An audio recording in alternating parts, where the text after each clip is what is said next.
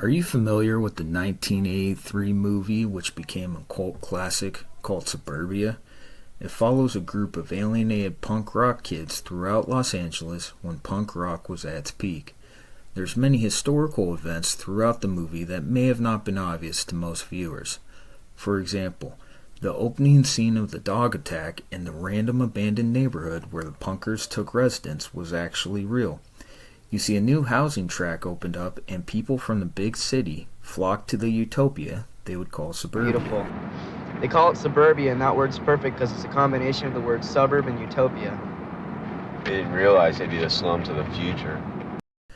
Unfortunately for them, eminent domain happened, and the state wanted to create the Century Freeway, better known as Interstate 105 or I-105. Everyone got paid barely what they bought it for and had to pack up, only for that specific project to be delayed for 15 years.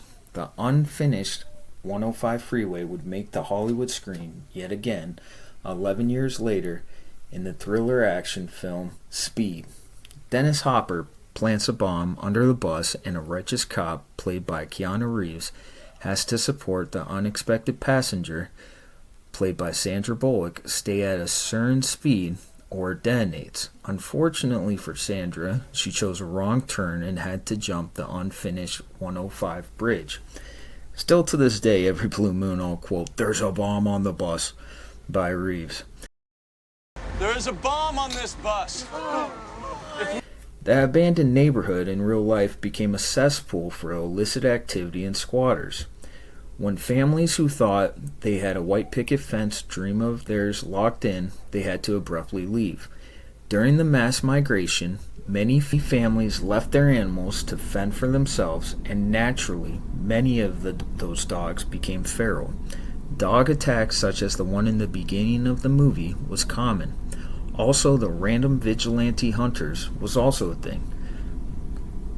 Groups of guys would get together and hunt these house dogs turned vicious feral beasts all hours of the day and night.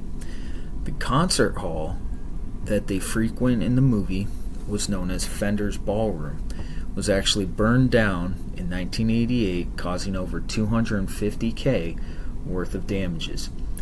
Picture here is the concert director Ken Phoebus and owner John Fender outside. They repaired it, however, it was never the same. A year later, local government, along with local HOAs, banded together to shut it down for good in 1989. It took all 6 weeks to make this movie. Only a couple of the actors went on to do a little bit more in Hollywood. None of the actors were professional actors, and the director, Penelope Spears, I don't know how to pronounce Penelope Spears, I'm sorry about that, did this purposely to give the movie a more realistic approach. For example, the token skinhead in the movie, known as Skinner, was a member of the notorious LA punk rock gang known as the Lads, or better known as Los Angeles Death Squadron. I know there was Southside Lads, Westside Lads.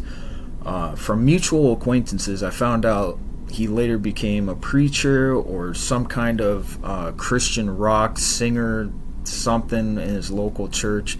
Unfortunately, may he rest in peace, he passed in 2021. You can catch a few tags of Lads throughout the movie.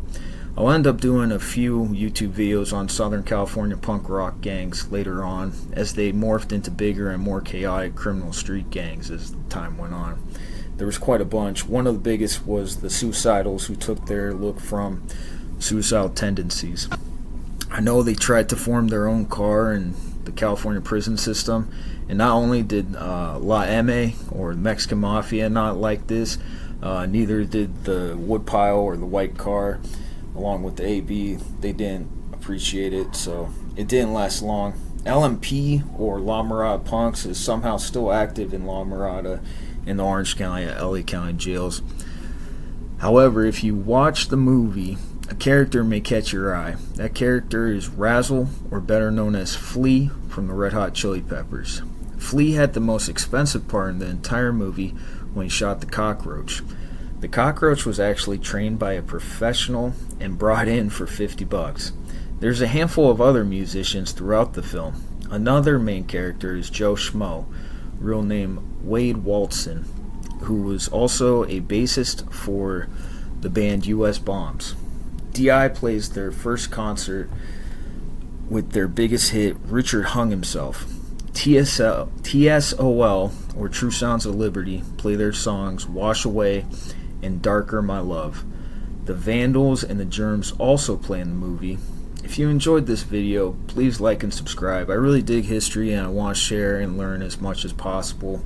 I'll be uploading hopefully 2 to 3 each week, so please stay tuned. Thank you very much.